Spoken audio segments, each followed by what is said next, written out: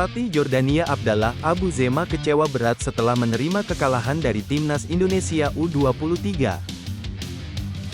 Dalam laga yang digelar di Stadion Abdullah bin Khalifa, Minggu, tanggal 22 April tahun 2024, Yordania dibuat tak berdaya dengan skor 1-4. Kekalahan ini membuat mereka tersingkir dari Piala Asia U23 dengan menempati posisi juru kunci grup. Yordania hanya mengoleksi 1 poin dari 3 laga yang telah dijalani. 1 poin didapat dari hasil imbang melawan Australia. Abu Zema pun memberikan pujian terhadap performa Timnas U23 Indonesia. Kami ingin mengucapkan selamat kepada Indonesia, mereka memainkan pertandingan yang sangat baik dan pantas menang hari ini, ucap pelatih Yordania. Kami merencanakan untuk mencetak gol lebih dulu dan jika kami melakukannya, saya pikir pertandingan akan menguntungkan kami dan kami akan menang, kata pelatih berusia 48 tahun tersebut. Tapi setelah kami kebobolan gol pertama, Indonesia memiliki kendali penuh dan kami tidak bisa merespons. Tidak ada pembenaran untuk kekalahan seperti itu, dan tidak ada alasan untuk tersingkir di babak penyisihan grup, kata Abu Zema. Menurut dia, para pemainnya bermain sangat baik dalam 2 pertandingan melawan Australia dan Qatar di laga sebelumnya. Pada 2 laga itu Yordania tidak beruntung. Namun, hari ini kami tidak bermain seperti yang kami inginkan dan saya memikul tanggung jawab penuh atas kekalahan ini. Saya meminta maaf kepada para penggemar dan orang-orang Yordania, dan saya bertanggung jawab penuh atas hasil hari ini, ujar Abu Zema. Abu Zema juga mencatat bahwa Yordania U23 tidak bisa mengatasi permainan Indonesia yang mengalir, menunjukkan transisi cepat mereka dari pertahanan ke serangan sebagai aset utama. Keberadaan 9 pemain berpengalaman yang tampil di Piala Asia 2023 juga menjadi kekuatan Timnas Indonesia.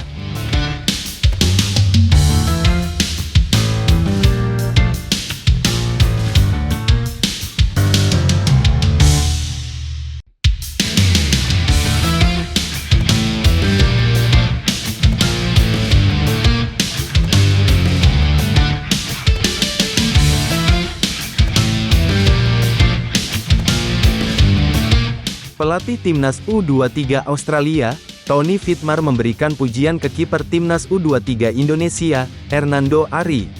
Hernando Ari memang menjadi momok bagi Timnas U23 Australia pada pertandingan grup A Piala Asia U23 yang digelar kemarin malam. Akibat dari penampilan Hernando Ari, Australia gagal mencetak gol dan menelan kekalahan dari Timnas U23 Indonesia.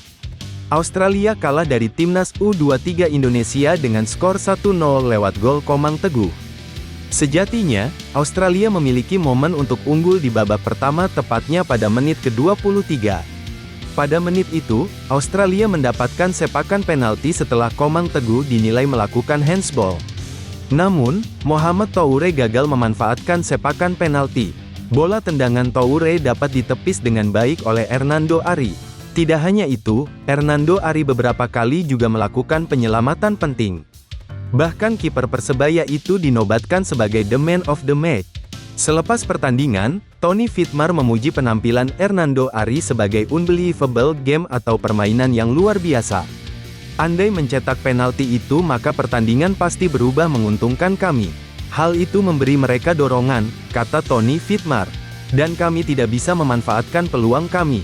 Kami menciptakan peluang namun kiper mereka menampilkan permainan yang luar biasa, dan juga dalam bertahan, mereka berusaha keras dalam segala hal.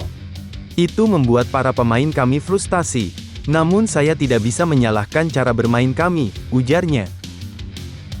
Sementara itu, saat ini klasemen grup A dipimpin oleh Qatar dengan 6 poin. Qatar juga sudah memastikan diri lolos ke perempat final. Di posisi kedua ada Indonesia dengan 3 poin. Yordania 1 poin, Australia 1 poin. Timnas U23 Indonesia akan menghadapi Yordania pada laga terakhir, tanggal 21 April tahun 2024. Sementara, Australia akan melawan Qatar pada waktu yang bersamaan.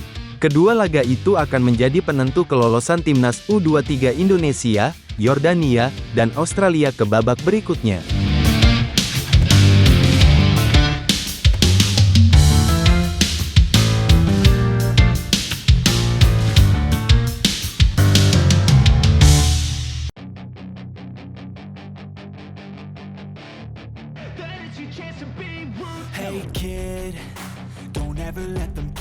inside your head. They'll tell you what to do in life instead of everything you know that you could get.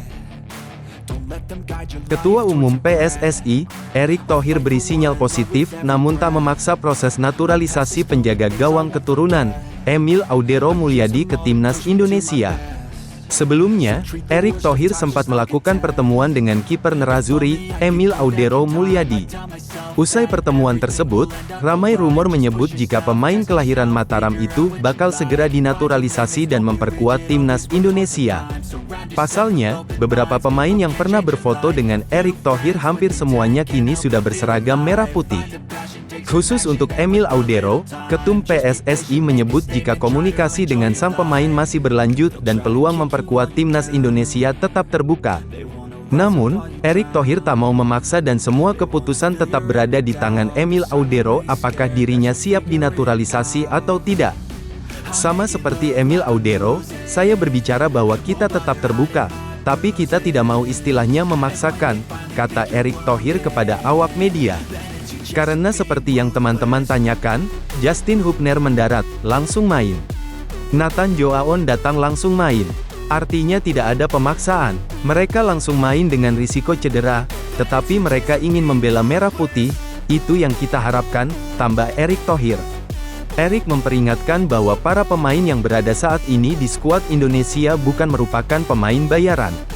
Dirinya meminta agar stigma tersebut dihapus karena skuad Merah Putih saat ini memang bermain untuk membela bendera Merah Putih. Silahkan cek para pemain yang ada di Timnas Indonesia, jangan ada stigma pemain bayaran. Mereka semua mau bela Merah Putih, bisa disaksikan di administrasi PSSI tidak ada bayar-bayaran, semua transparan dan semua ingin membela Merah Putih, ujar Erick.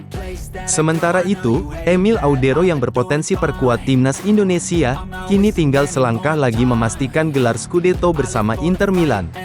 Sepanjang karirnya, pemain berusia 27 tahun tersebut tercatat telah mempunyai 10 pertandingan bersama dengan Timnas Italia U21, dan belum memperoleh debut bersama skuad senior Gli Azzurri.